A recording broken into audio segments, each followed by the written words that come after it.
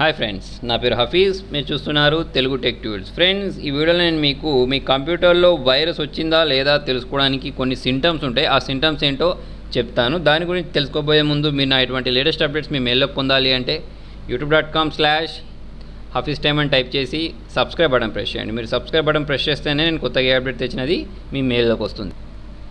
మన కంప్యూటర్లో వైరస్ వచ్చింది అంటే ఏం జరుగుద్దంటే, మీ కంప్యూటర్లో బ్రౌజర్స్ ఉంటాయి కదా, ఆ బ్రౌజర్స్ యొక్క డిఫాల్ట్ హోమ్ పేజెస్ మారిపోతూ ఉంటాయి. జనరల్గా మనం ఏంటంటే సెర్చ్ చేసినప్పుడు గూగుల్లో లేకపోతే యాహూలో పెట్టుకుంటూ ఉంటారు డిఫాల్ట్ బ్రౌజర్గా.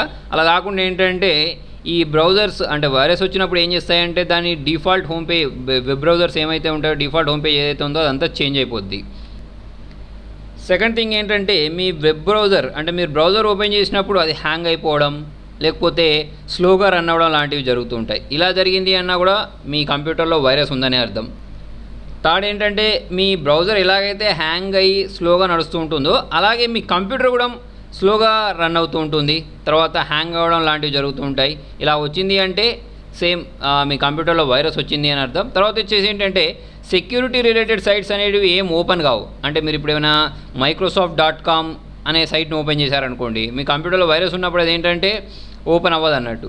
తర్వాత ఇంకొకటి ఏంటంటే, మీకు తెలియని వెబ్ పేజెస్కి రీడైరెక్ట్ అవుతూ ఉంటుంది. అంటే ఇప్పుడు మీరు గూగుల్ టైప్ చేశారనుకోండి, గూగుల్ అని టైప్ చేస్తే మీకు వేరే వెబ్సైట్ దేనికో రీడైరెక్ట్ అవ్వడం, లేకపోతే వేరే వెబ్సైట్ ఓపెన్ అవ్వడం లాంటివి జరుగుతూ ఉంటుంది. ఇంకొకటి నెక్స్ట్ థింగ్ ఏంటంటే, మీ కంప్యూటర్లో అంటే మీ బ్రౌజర్లో రకరకాల టూల్ బార్స్ ఇన్స్టాల్ అయిపోతాయి. ఓకే, చాలా టూల్ బార్స్ ఇన్స్టాల్ అయిపోతుంటాయి. అవి ఏంటంటే మీ డేటాను మొత్తం అంటే మీరు టైప్ చేసే డేటా మొత్తం వేరే వాళ్ళకు సెండ్ చేస్తూ ఉంటాయి. ఓకే, సో ఇటువంటివి మీ మీ బ్రౌజర్లో ఈ టూల్ బార్స్ ఇన్స్టాల్ అయ్యాయంటే దానికి అర్థం కూడా ఏంటంటే మీ కంప్యూటర్లో వైరస్ ఉందని అర్థం. ఓకే, తర్వాత ఇంకొకటి ఏంటంటే, మీ కంప్యూటర్లో సెక్యూరిటీ సాఫ్ట్వేర్స్ ఉంటాయి కదా, అంటే యాంటీవైరస్లు కానివ్వండి లేదా ఫైర్ వాల్స్ కానివ్వండి, ఇవన్నీ ఏంటంటే ఆటోమేటిక్ డిసేబుల్ అయిపోతూ ఉంటాయి. ఓకే, సో అంటే మీకు మంచి యాంటీవైరస్ అయితే డిసేబుల్ అవ్వదు, కాకపోతే వేరే యాంటీవైరస్ అయితే ఏంటంటే డిసేబుల్ అంటే కొంచెం తక్కువ సెక్యూరిటీ ఉన్న యాంటీవైరస్ అయితే డిసేబుల్ అయిపోతూ ఉంటాయి. తర్వాత ఇంకొకటి ఏంటంటే, ఈ ట్రేలో చూసినట్టయితే మీ యాంటీవైరస్కి సంబంధించిన సింబల్ ఉంటుంది కదా, అంటే ఐకాన్, ఆ ఐకాన్ అనేది రెడ్ కలర్లో మారిపోద్ది, లేదా అదేంటంటే మెసేజ్ ఇస్తూ ఉంటుంది. అది మెసేజ్ ఇస్తాయి. చాలా యాంటీవైరస్లు ఏంటంటే మీ దాంట్లో వైరస్ ఉంటే వైరస్ హ్యాస్ బీన్ డిటెక్టెడ్ అని ఇలా చాలా మెసేజ్లు ఇస్తూ ఉంటాయి. దాన్ని బట్టి కూడా మనం అర్థం చేసుకోవచ్చు. కాకపోతే ఇంకొకటి ఏంటంటే, కొన్నిసార్లు వైరస్ అంటే మెసేజెస్ ఇవ్వకుండా మీ యాంటీవైరస్ అనేది రెడ్ కలర్లోకి మారిపోద్ది అన్నట్టు. ఓకే, తర్వాత ఇంకొకటి ఏంటంటే, మీరు ఏదైనా ఒక బ్రౌజర్ ఓపెన్ చేశారనుకోండి, అప్పుడు అన్నోన్ పాపప్స్ అన్నీ ఓపెన్ అవుతూ ఉంటాయి, చాలా పాపప్స్ అన్నీ ఓపెన్ అవుతూ ఉంటాయి. అలా ఉన్నా కూడా ఏంటంటే మన కంప్యూటర్లో వైరస్ వచ్చింది అని అర్థం చేసుకోవచ్చు.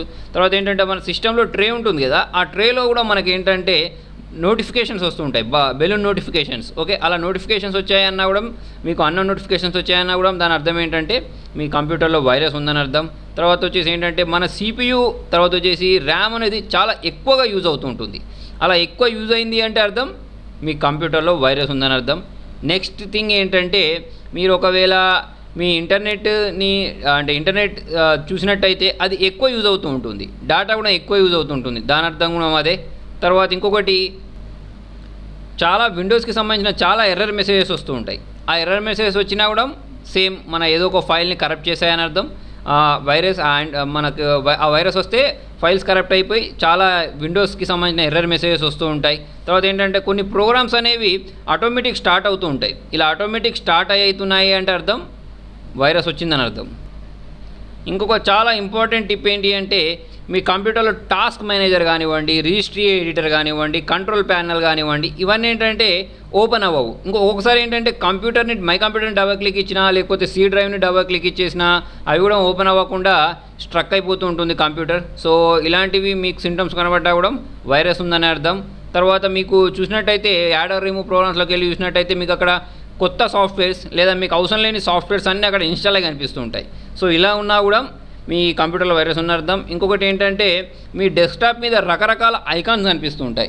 ఆ ఐకాన్స్ కనిపించినా లేకపోతే డెస్క్టాప్ మీద ఉండే ఐకాన్స్ అవి హైడ్ అయిపోతూ ఉంటాయి. అలా హైడ్ అయిపోయినా కూడా మన కంప్యూటర్లో వైరస్ లేదా మాల్వేర్ ఇన్ఫెక్ట్ అయిందని అర్థం.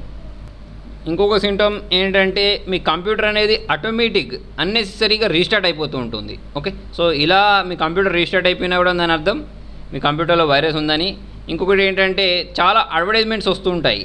ఓకే, దీన్ని క్లిక్ చేయండి, లేదా మీ కంప్యూటర్లో వైరస్ ఉంది దీన్ని క్లిక్ చేసి ఇన్స్టాల్ చేసుకోండి, వైరస్ అనేది క్లీన్ అయిపోతుంది అని ఇటువంటి చాలా పాపప్స్ వస్తూ ఉంటాయి.